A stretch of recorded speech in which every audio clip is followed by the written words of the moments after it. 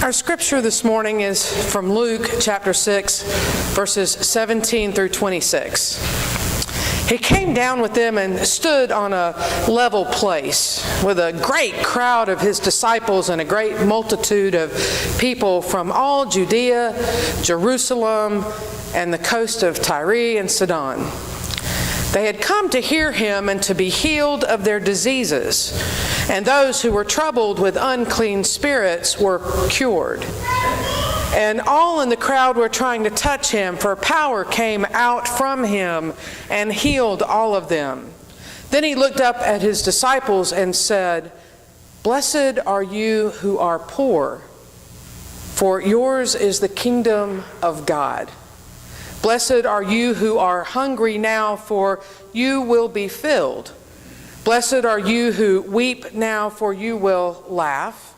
Blessed are you when people hate you, and when they exclude you, revile you, and defame you on account of the Son of Man. Rejoice in that day and leap for joy, for surely your reward is great in heaven. For that is what their ancestors did to the prophets. But woe to you who are rich, for you have received your consolation. Woe to you who are full now, for you will be hungry. Woe to you who are laughing now, for you will mourn and weep. Woe to you when all speak well of you, for that is what their ancestors did to the false prophets." This is the word of the Lord. Thanks be to God. If you would, please pray with me. Gracious and loving God, may the words of my mouth and the meditations of all of our hearts be acceptable to you, our rock and our Redeemer. Amen.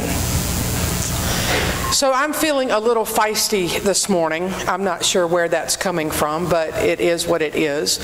I was thinking about what it means to grow up in the South a lot this week, because the title of my sermon is "Blessed Are You," and that word "blessed" just kept getting in the way. In the South, we say, "Oh, bless your little heart." Yeah, people get it. I say it sometimes. But that is not what Jesus meant. That phrase is really derogatory. It really means that you can't think of anything nice to say, and that's the best you can do. And you know when folks are looking at you and they're saying, "Oh, bless your little heart," you need to run.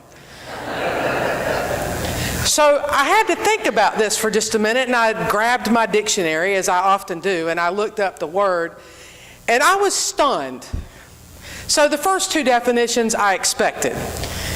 Blessed means made holy or consecrated, endowed with divine favor and protection.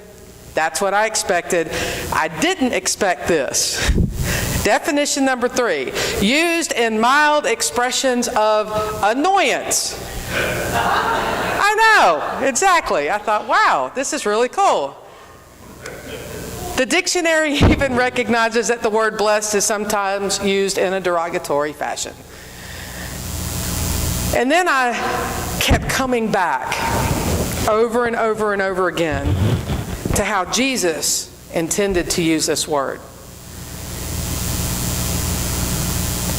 We are made holy by the blessing of Jesus. How cool is that?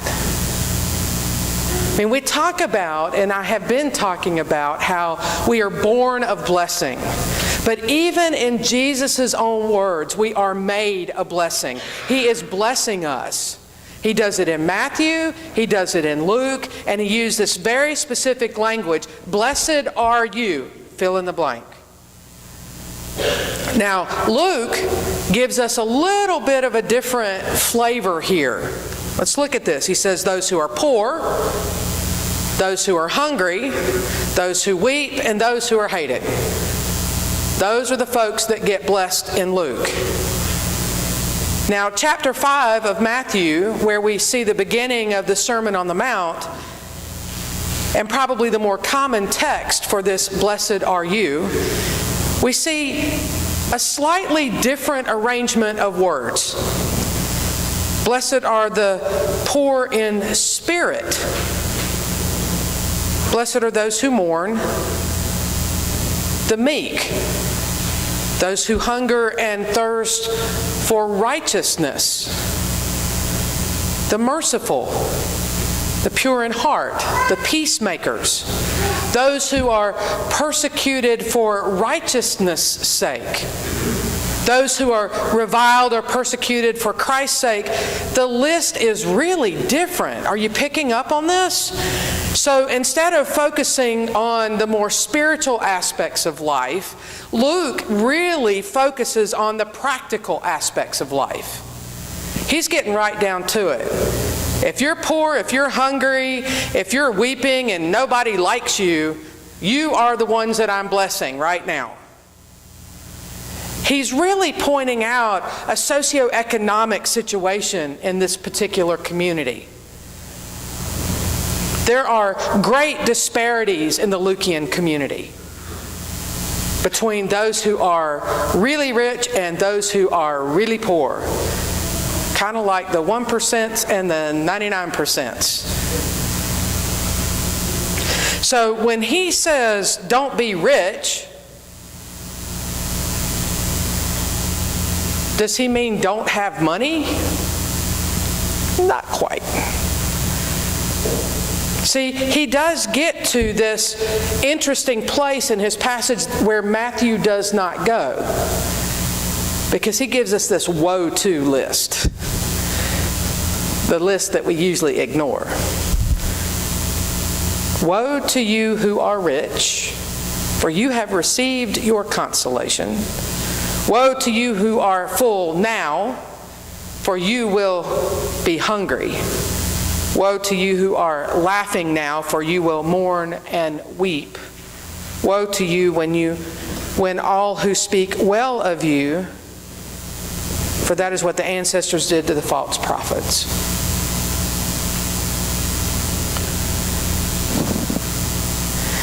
As I read through that woe to you list, it really challenged me. I had to take a step back and I had to think about this for a minute, because rich is a really relative term. And so is being full. And last time I checked, Jesus, I thought he laughed, but maybe I'm wrong. And I don't know, the whole speaking well of someone, kind of on the fence about that still. But as I began to dig, and I started looking at how Matthew and Luke are virtually the same passages, except for how they're written, the words that they're used, just the way they're penned on the paper, it made me realize that Luke is saying exactly the same thing. He just left off words like righteousness.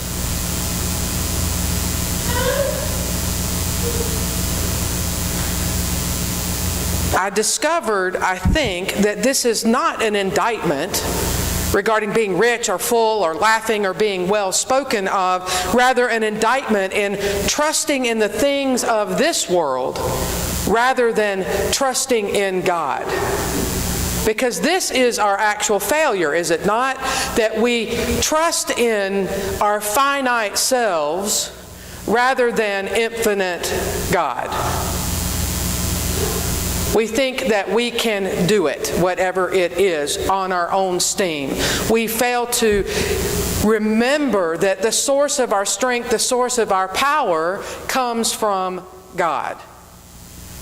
As do our riches, as do our food, as do our fame.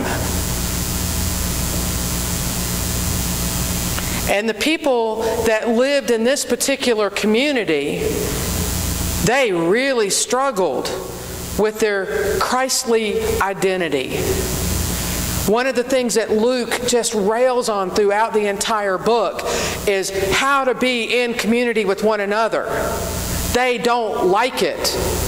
They like individuality. Where do we hear that? All the time we hear about be an individual, be unique. And Luke is pushing them to understand what it means to be a part of the body of Christ. They didn't want to lose their worldly possessions. They didn't want to be seen any differently than they were prior to receiving the message of Christ. And the message of Christ didn't change them. It didn't alter who they were internally. And I think what we are seeing and have been looking at through the passages, through Epiphany and now into Lent, is that we are called to be transformed by our relationship with Christ. The blessings that we receive in this life are not meant to be hoarded, but shared. That's part of what it means to live in community with one another. When you have a need and I have what you need, I can supply that need. That's being the hands and feet of Christ.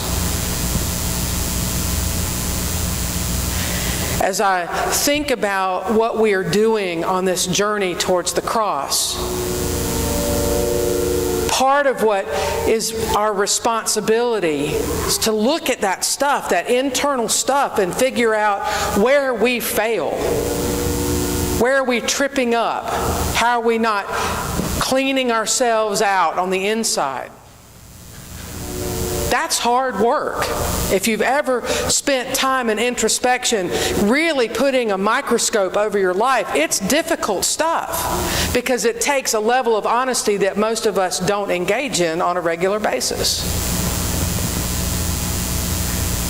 Now, I'm not trying to insult anybody, but when we think about honesty,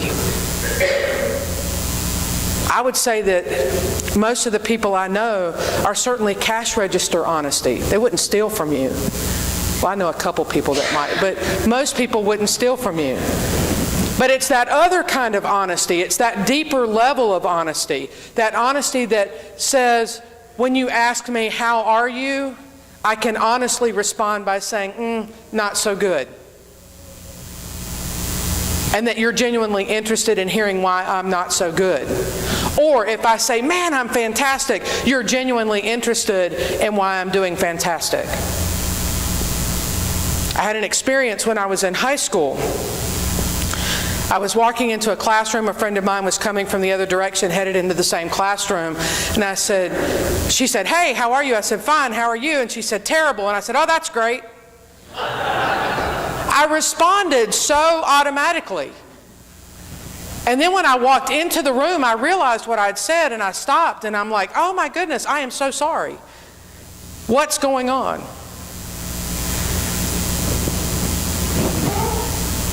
How cool would it be if we were able to strip ourselves down from all the false prophets, the false things that we glom onto our lives, and to really think about what it means to be rich, rich in spirit, rich in faith, to hunger for Christ,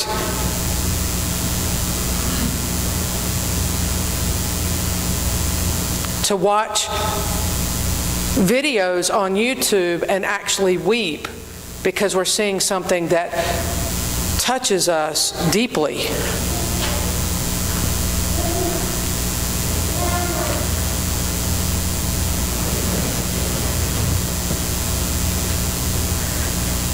There's really no room for the derogatory meaning of the word blessed. Instead, we should be blessing each other with all kinds of abundance, including compliments. My mother used to say, if you don't have anything nice to say about someone, then what? Don't say anything at all. That's right. How hard that is. I mean, come on. I've seen certain meetings stop meeting because they became fussy sessions. I'm using a polite word. We're good at it, are we not? We are.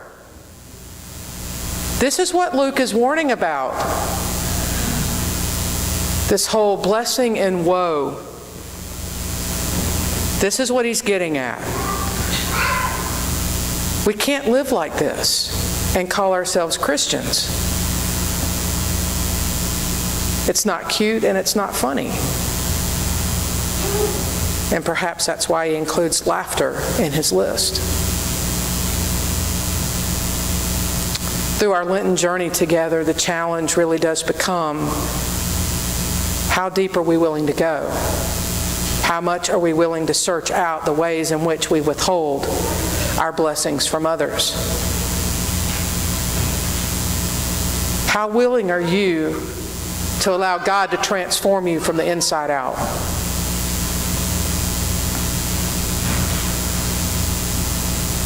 Blessed are you. I want that to really sink in. Blessed are you. May it be so. Amen.